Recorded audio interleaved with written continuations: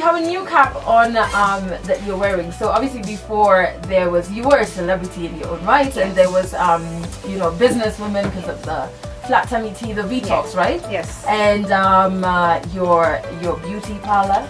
Yes. But now you've added musician.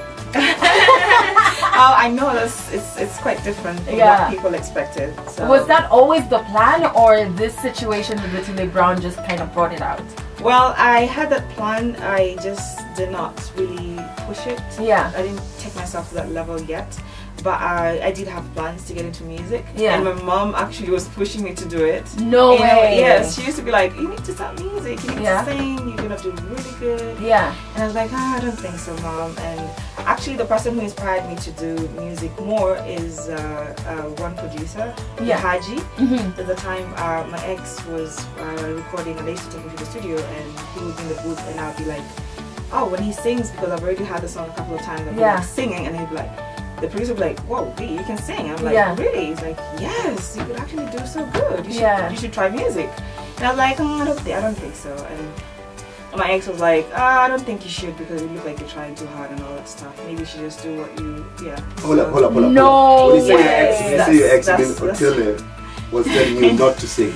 Well, well, yes, because you know, when a producer says that you can sing, and then you have that kind of like confidence, like, oh, if he could say that, then that means I could. So when he came out and I was like, oh, you had to say that I could actually sing, he was like, I don't think you should, because it would look like it's trying too much and all that. And I'm like, okay, maybe actually that's true. So I just like more like, okay, brush it off. Yeah. And then when like after I just thought about it, like, I mean, it wouldn't hurt just to try, you know. You know what's like, sad about that whole situation is that I feel like when you're in a relationship, your number one supporter has got to be the person who's with you in the relationship.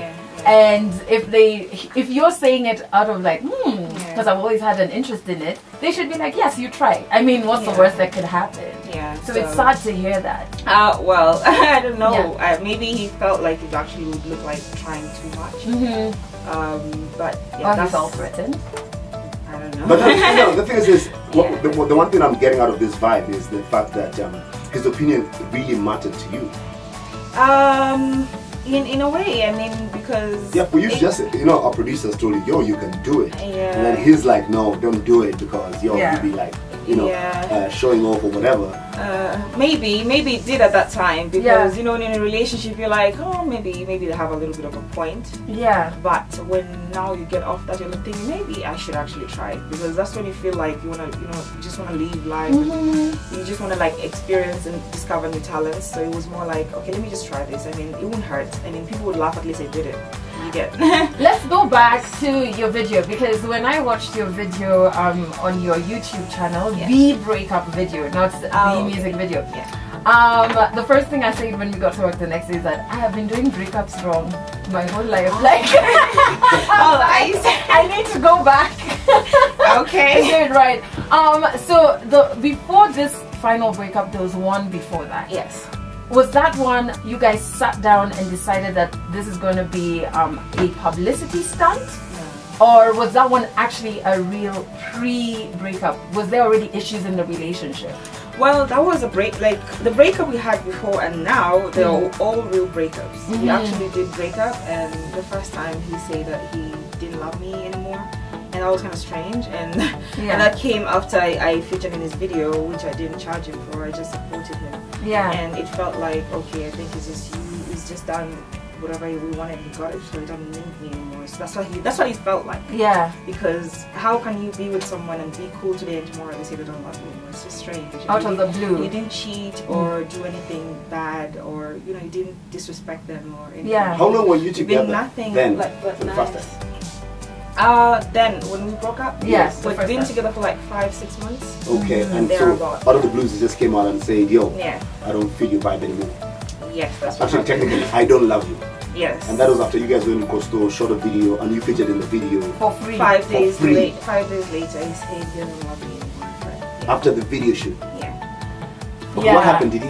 And then what happened? Because he came back. Yes, what happened is a month later, a month and a half. Okay, like a month and a half later, he came back, and that was he tried to get back with me like 2-3 weeks. He was begging to get back with me. and I was at a point where I'd already like I was getting to move on. But you see, it's very different when you're in a relationship with someone and you build that bond.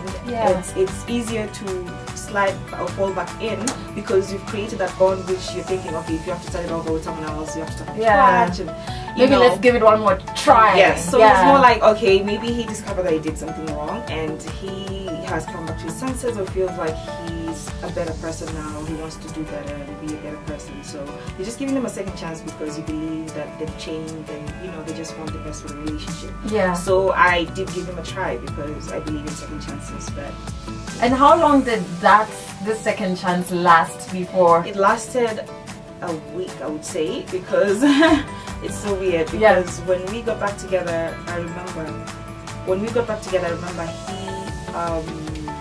he was in Dubai, and when he left Dubai, I was still in Dubai for my birthday. Because he had a performance when he left Dubai, so I was still in Dubai for my birthday. And when he left, he did not talk to me. Well, first of all, 2 days after he left, he asked me for money for, like, he wanted to buy a car, and I was really asking myself, like, why would this guy ask me for money 2 days after we reconciled?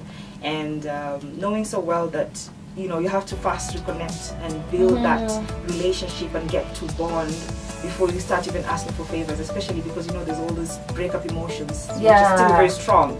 So you have to at least be at your best behavior and at least prove to that person that you still care. You're not there for anything, but you're there because you felt like you were missing something. And also it's a car, like it can reach. Yes. So it wasn't like an emergency. That's why I told him it's not an emergency. If it was an accident or you're in hospital, you need a, you know, that makes sense. So the car, the money for the car, he asked for it when he landed in Nairobi, not while you were in Dubai.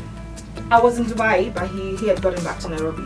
And then he asked now. Wow. And it's around your birthday. Yes. So I said. So instead of him getting you a gift, he wanted you to get him a gift. Well, yeah, because I didn't get a gift from him. You didn't? No, I didn't. Nothing. Nothing. Wow. Had he ever treated you? Because even the breakup video, it felt like you were always giving, and you were giving small amounts of money here and there. No, he had never treated me. He had never. And it's not like I'm complaining, because I've been in situations where I have, like, you know, like I'm not kind of person when I love and I care about someone, I will always support them. And it used to feel like, okay, this is a relationship, but if someone stays with you for a month, 2 months in your house and still can't even buy at least dinner for the house or grocery shopping and just do a little thing, I mean,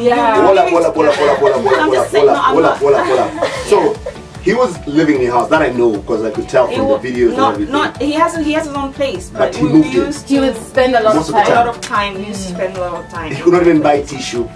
Had he ever contributed to the house, running of the house? Because running a house is expensive. So where did he expect the food was coming from? I don't know. I don't know, sweetie. So he was a man who comes to a beautiful home. I've been to a house built like 3 stories, everything. So he sits, he sleeps, he shits. Aki, on top of that, then you asked me to help you buy a car. I can't. Yeah, I mean, it was. And I thought we were friends. How come we have not been invited to that house where but after one day? We're going to get back to the story and as how the house, as the house was running. But if at any point, Vera, your in-laws are actually on our Twitter. If you have any questions, you can send those our way on Twitter at Kiss100. Kind of the hashtag is Devin Shafi on Kiss.